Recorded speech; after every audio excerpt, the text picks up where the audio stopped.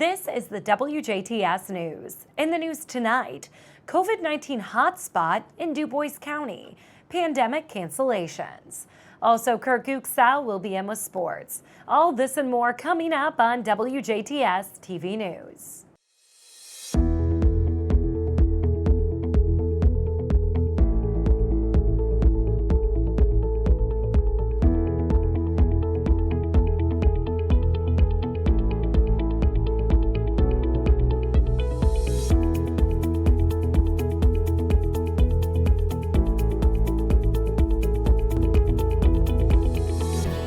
Good evening, I'm Jenna Schaffer with the news. The Dubois County Health Department is reporting 2 new COVID-19 related deaths and 23 additional cases. This brings the county's total to 469 positive cases and 9 deaths. Out of these 469 positive cases, 286 have recovered. That means that they are out of isolation and are reporting as feeling well. Approximately 4,043 residents have been tested for the virus. And as always, remember to practice social distancing. Please wear a face mask and wash your hands frequently with soap and water.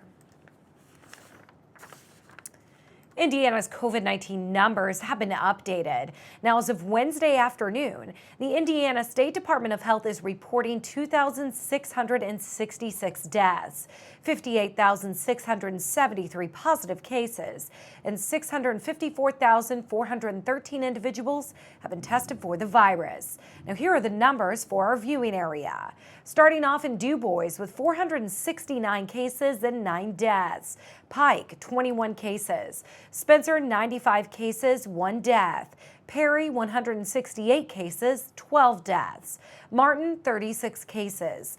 Davies, 178 cases, 17 deaths. Orange, 150 cases, 24 deaths. Knox has 93 cases, Crawford with 37, Posey with 128, Lawrence with 283 cases and 26 deaths. Gibson has 170 cases and 2 deaths. Warwick has 381 cases, 29 deaths. And Vanderburgh has 1,236 cases and 6 deaths. To see a map of cases by county, head to in.gov/ISDH. Dubois County is now considered a COVID-19 hotspot. Based on information from state and local health agencies, as well as hospitals, Dubois County now sits at the #1 county in the state of Indiana with COVID-19 cases per capita. Dubois County has 239 cases per 100,000 residents. Marshall County, which is where the city of Plymouth is at, sits at second with 210 residents per 100,000 residents.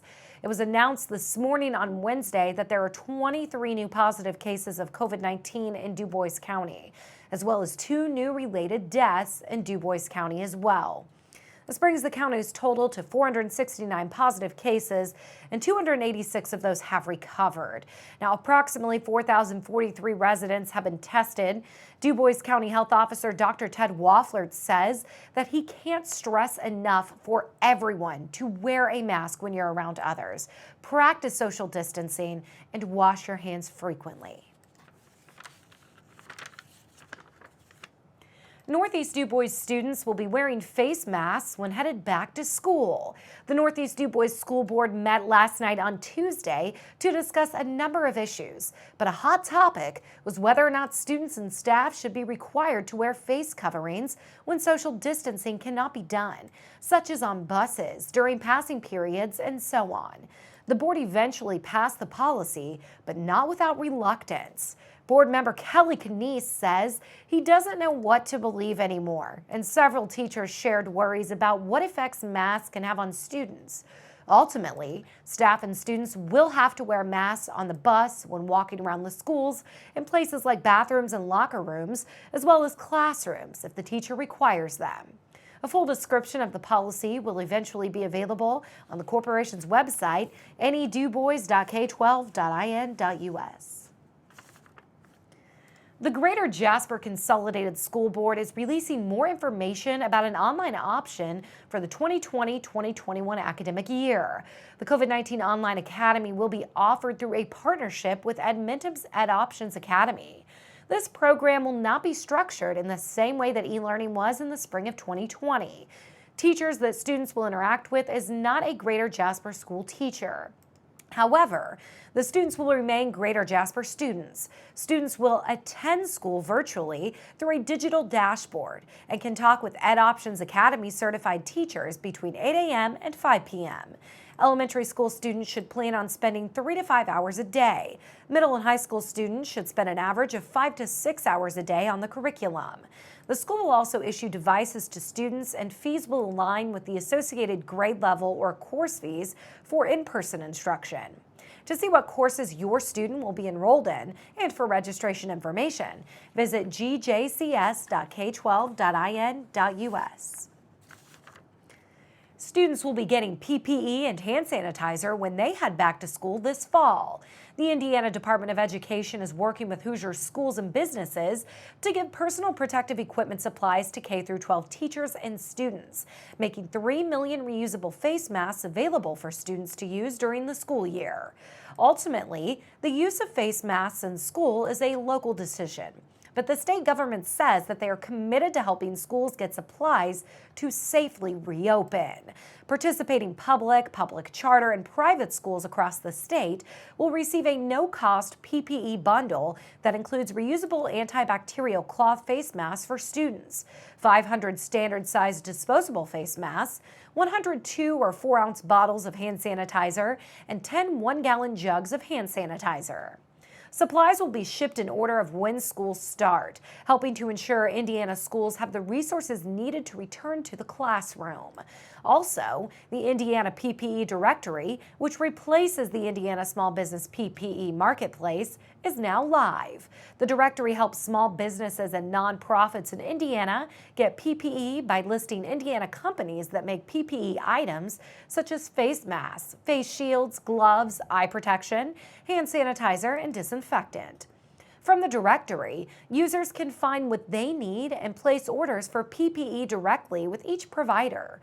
Businesses interested in being featured on the Indiana PPE Directory will need to meet certain requirements and should contact PPE Directory at iedc.in.gov for more information. The Fernand Town Council discussed various topics during their monthly meeting on Tuesday night. Fernand Volunteer Fire Department Chief John Hopenjans kicked off the meeting with a reminder about their annual Fireman's Ball. Due to the pandemic, the ball is drive-through only on Saturday, July 25th from 5 to 7:30 p.m. at the Fernand Community Center. This year's fried chicken dinners include baked beans, potato wedges, and vinegar slaw. For more information and to order your dinner, visit the Fernand's Volunteer Fire Department's Facebook page. Next up to speak was Fernand Electric Department Superintendent Steve Becker. Becker told the council that the town's new electric substation is running smoothly and thanked them for their support throughout the project. The council then read into a Fernand Branch Library event. The library is hosting a special Story Park program at 18th Street Park on Monday, July 27th. The next item up for discussion was the Freedom Walk event. Dubois County Team RWB got the green light to host a Freedom Walk on Sunday, September 13th. The walk begins at 8 a.m. and starts and ends at 18th Street Park. The route changes each year, and the event could be canceled due to the COVID-19 pandemic. Council members approved both their fire and police departments to help out during the event. Council members also extended the town's emergency order. Town Council President Ken Seacard says it will last until Governor Eric Holcomb makes an announcement towards the end of the month. Seacard is also urging all residents to wear a mask whenever out in public and when interacting with others outside the home. Seacard says town officials are talking about a mask mandate. We will keep you updated on any changes. Restrictions will also continue to be in effect at the Senior Citizen Center. Next up on the agenda was the townwide cleanup days. This year's multi-day event will take place between Tuesday, August 11th to Friday, August 13th. Towards the end of the meeting, council members discussed how to increase safety at the 5th Street and 285 East intersection by the Scenic Hills Monastery. To increase safety measures, the stop sign that is currently located on Sunrise Drive will be moved further south, closer to the road. The road will also be restriped and the word stop will be painted on the roadway. To learn more about last night's meeting, head to our website, WJTS.tv.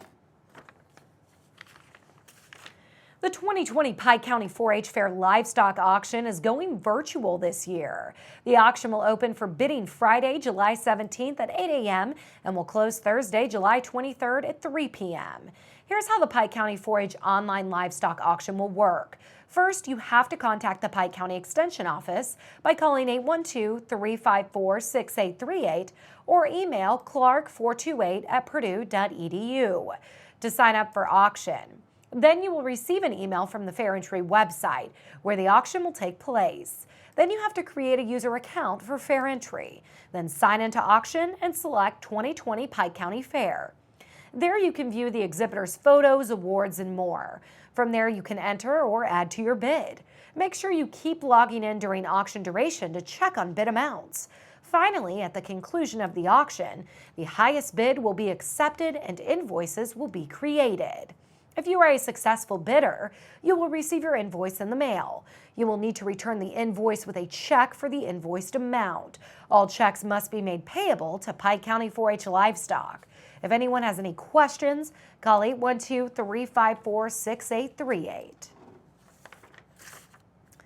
More events are being canceled because of COVID-19.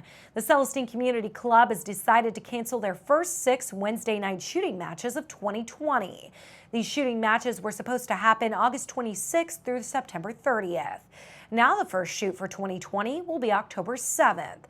Everyone attending must abide by all regulations from county and state. Also, the St. Isidore Parish shoot that was supposed to happen on Sunday, October 25th, was canceled by the parish and will not be held this year. COVID-19 has also put a damper on St. Meinrad Parish's annual picnic. The annual St. Meinrad Parish Fall Picnic will not be held on the church grounds on Sunday, September 20th. Instead, parishioners, friends, and neighbors are invited to attend this year's no-show picnic through live stream from 10 a.m. to 1 p.m. Central Time. Live music will be available throughout the day, including performances by the Trush Brothers and the Gatwoods. The special quilt raffle featuring handmade quilts from parishioners and local artisans will begin at 1 p.m., followed by an all-cash raffle with $5,000 in prizes. A limited edition no-show picnic t-shirt can be ordered through the St. Meinrad Parish website.